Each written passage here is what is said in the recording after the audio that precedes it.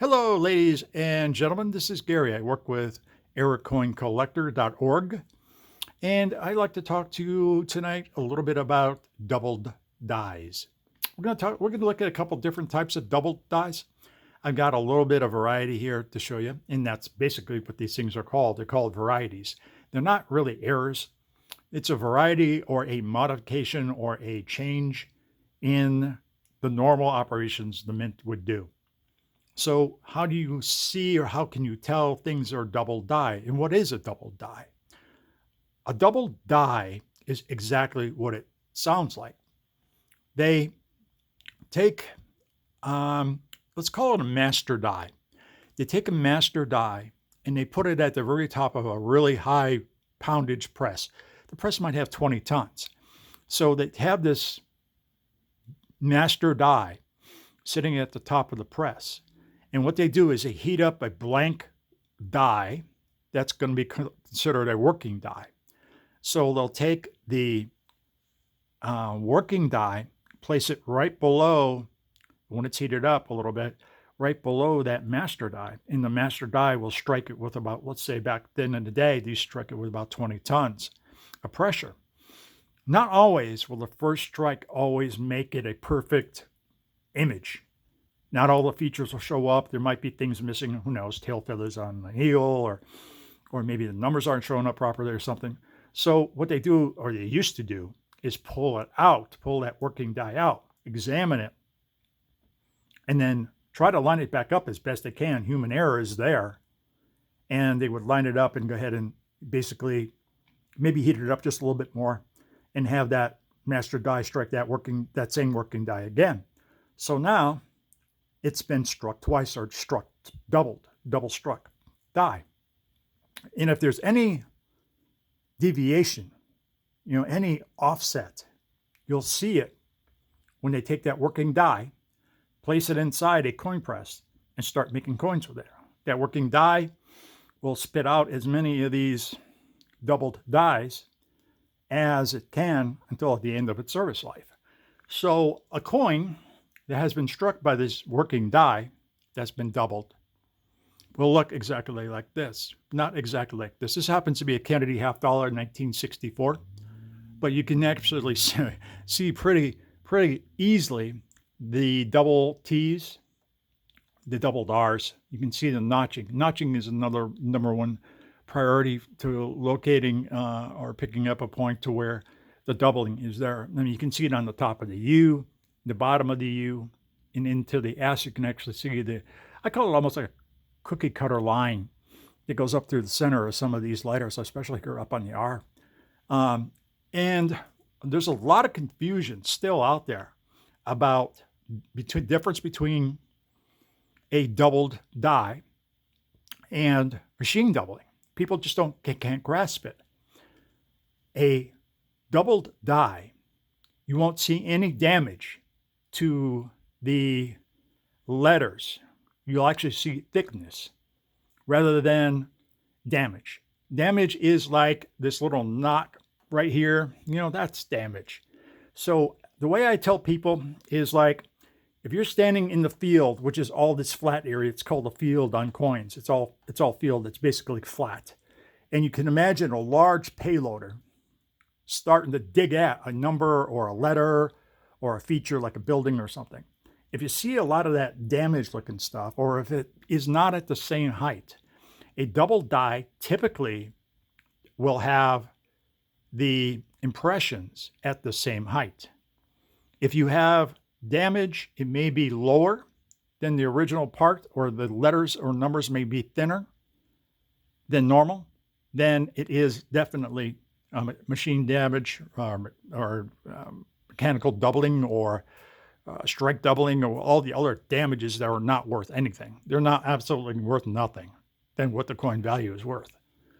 But double dies, these can come up and be pretty pricey. The 64, I think there was an MS64. It's got some toning to the side here. That's not anything other than regular silver toning, because it's 64, it's silver. I think this thing runs for $160 to $200 in cherry picker. I spent whatever a roll was, and I pulled, I think, 2 or 3 of these. I actually pulled 3 of these out of a roll. And of course, you're making money back then. But this is exactly what a double die looks like. Again, you see the notching. You can actually see the notching on every one of the bottom of these letters and at the top of the T. And again, you have that cookie cutter line. And that's basically what a Kennedy half dollar double die may look like. It may not be this drastic. It may be a little bit more subtle. You may only see it on, the we, but always look at in God. Pay attention to in. If you see any separation on in, there might be more separation here on the trust side. But trust seems to be the letters that come out to be more drastic than most.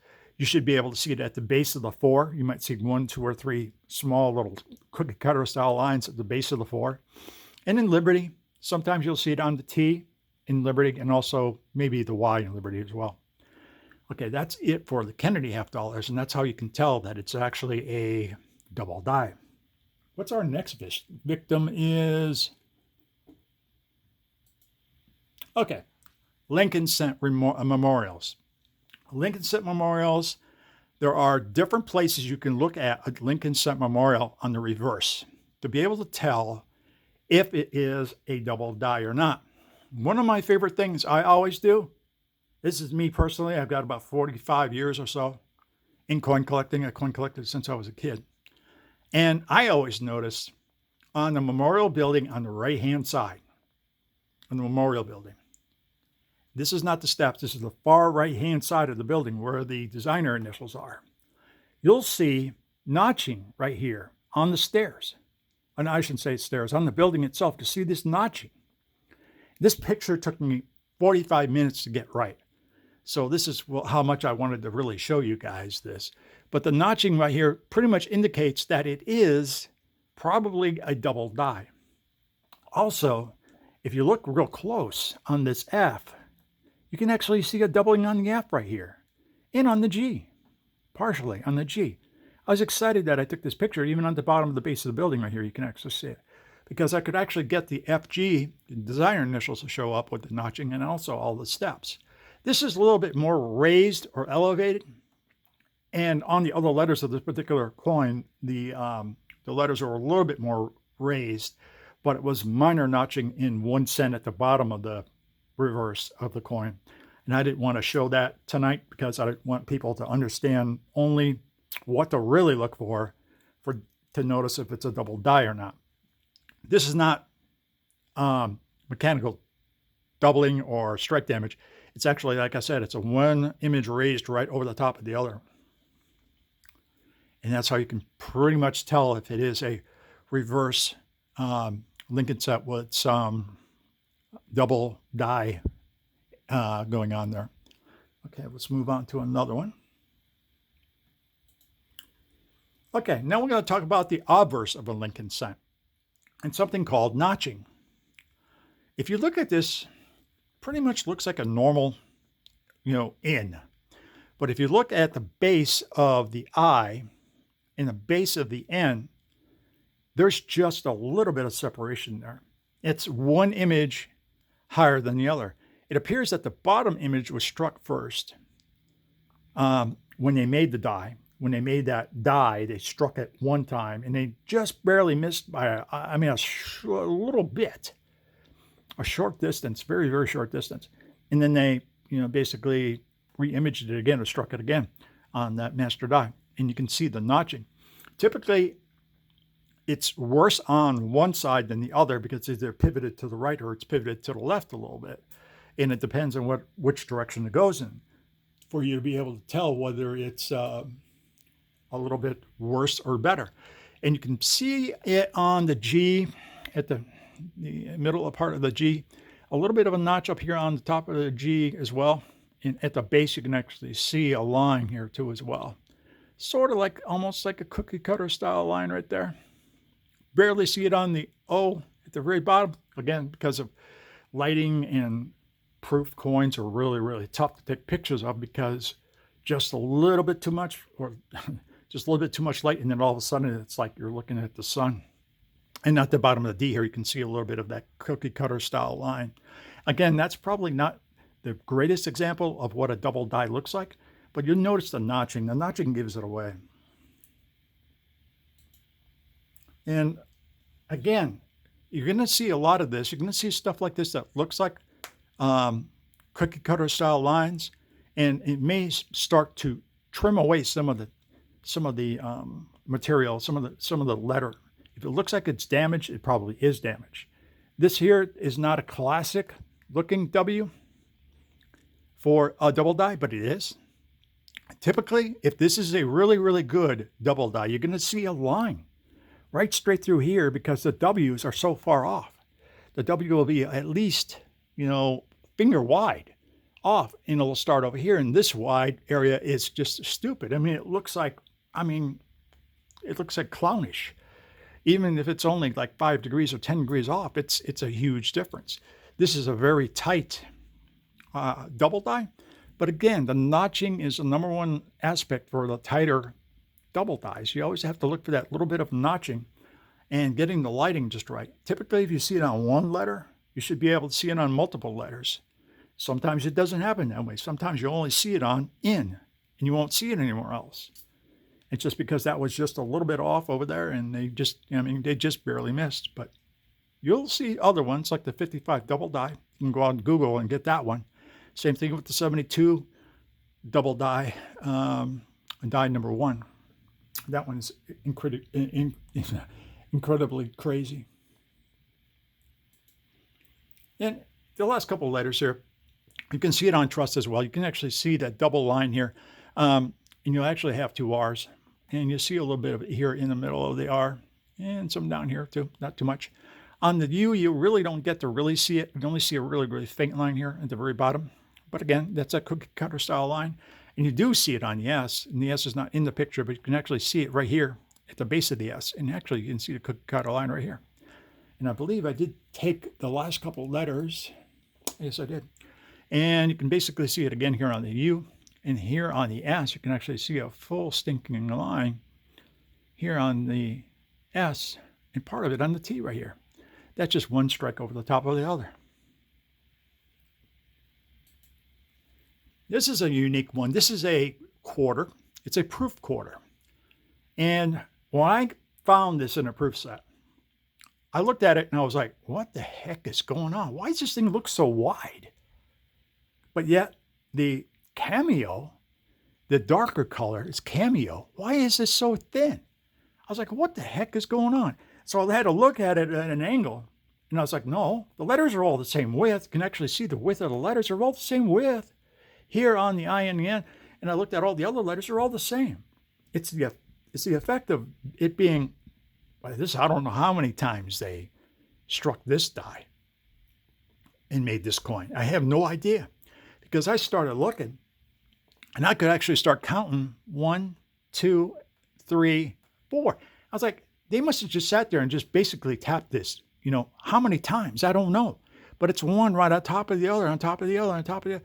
It's not any type of damage that's being taken away from this, because this T, for example, is all at the same height. This is all at the same height, if you can imagine that. Just like on this N, it's all at the same height. It was just that this little area right here, a part of the T, was the only part of it that is actually cameoed. And I was like, that is really, really crazy. But this is another oddball style double die where they must have just had this working die, and they must have just slowly stamped this over and over and over again. They might not even removed it.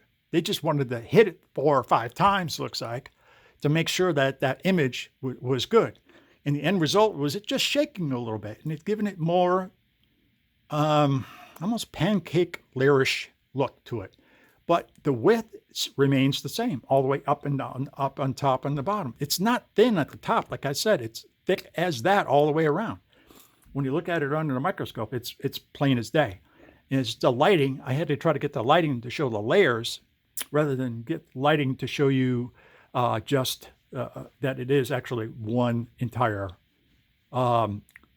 letter at the same height. And that's the most important thing about double dies. If this was near the ground or near the field, and this was up in the sky, if you will, up high, that this would probably be mechanical damage, but it is not. It's all at the same height, and it just looks weird because it's only partially cameoed.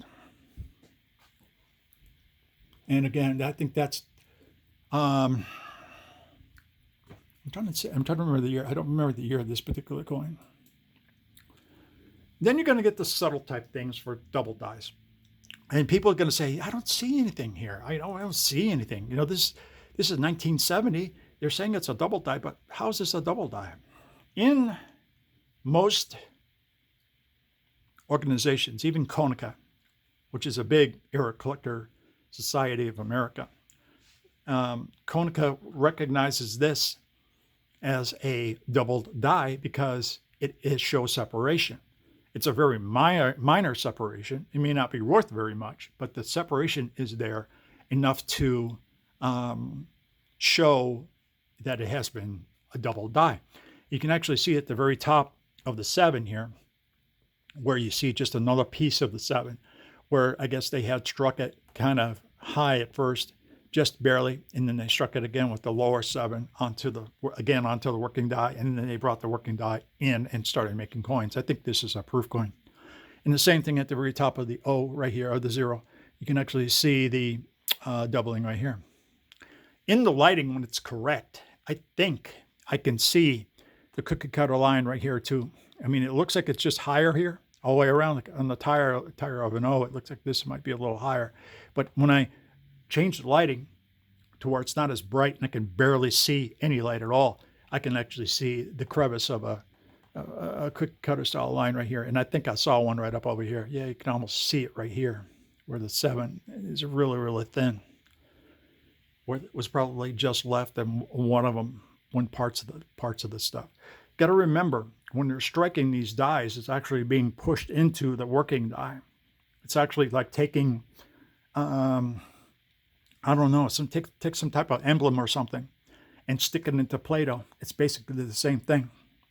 You know, you all the things that are raised up on, let's say, the oversized medallion that you're sticking into the Play-Doh. Anything that's raised is going to be embedded into that Play-Doh. Same thing with this this master die striking the working die. It's the same process. And that's why you'll have this different style looks. And to get a double die image type thing of anything, even you take some letters and stick it in like a wooden letter or maybe a kid's toy letter, and you stick it into that Play-Doh, you pull it out, wait a second, and try to put it back in exactly as you're going to put it in, you're probably not going to hit that exact match. You're not going to, be precise, and you're going to be a little bit off, and you're going to see when you pull that second image out that you're going to actually see, a little bit of change there. And that's how double dies are created on working dies. Okay, now this one is kind of unique and probably the last one I really want to talk about. It's a 1960 large date cent over a small date. So it's a Lincoln cent from 1960. And it is one of the special ones out there because it's kind of like this unique coin. It's got what they call a repunchment mark, which they added a D, probably too high, which you can barely see here. And this is why it's like brighter. So I had to bring out all the details into this to bring out the most important features of this particular coin. It's a 1960 D, large date over small date over large date. So we have the regular D that you can see here, but you also have a faint D that they struck first right here. They didn't elect that position, so they moved it down over here and did their normal impression. Now, on the 6, actually on the 9 and the 6, you can actually see maybe a little bit here on the 1 itself. You got a little bit of notching right here, but you can actually see one of the 9 tops right here, a second part of the 9 top right there. And there might even be a third. Why there might be a third is because if you look at the 6, and I don't know if that it shows up well enough on the camera or not, but there's one little finger right here. There's a second finger right here. Then there's a regular third finger right here. And on the 0, I call it the bozo donut because that's exactly what it looks like. You can tell it's a small date over large date because of the stinking 0 is right here. There's 2 zeros, the one inside the other. So a small date 0 and there's a large date 0. you can actually see the shadowy cookie cutter style line right there. This is one of the unique ones. And there are versions of this to where it's not a small date over large date, and it just has the D's. There's another version of it. There's another RPM out there that does that. This is what they call RPM 100. It's not really just a RPM. It's basically a double die as well, to where just the 1960 normal is there, and this D is here along with this D. The way you can tell if it is a doubled die, and beside telling obviously the 0 and the 6, is to look for this die crack right here. This die crack pretty much gives it away. If you see this in the beginning of your attribution, when you're looking over these coins, that is definitely a telltale sign that it is a double die, a 1960 small date over a large date. And that's basically all I have for you guys tonight. I mean, that's just a small little representation of what a double die looks like. Remember about double dies. Double dies are going to make the devices, whatever it's a building or a letter or a number, it's going to make them look thicker.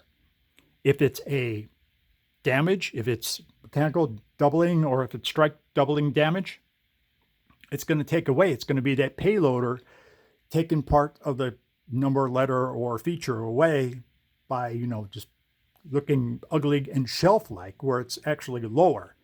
Double dies will actually be thicker and typically at the same height, whereas mechanical doubling or strike doubling, which is worthless, will be either lower or show majority of the damage. And the majority of the damage will be from the same direction. So if the damage looks like it's coming from the southwest, all the damage on that particular coin may be from the southwest. And all it is just a minor little adjustment that's off, that lifts up and moves forward rather than straight up off the coin.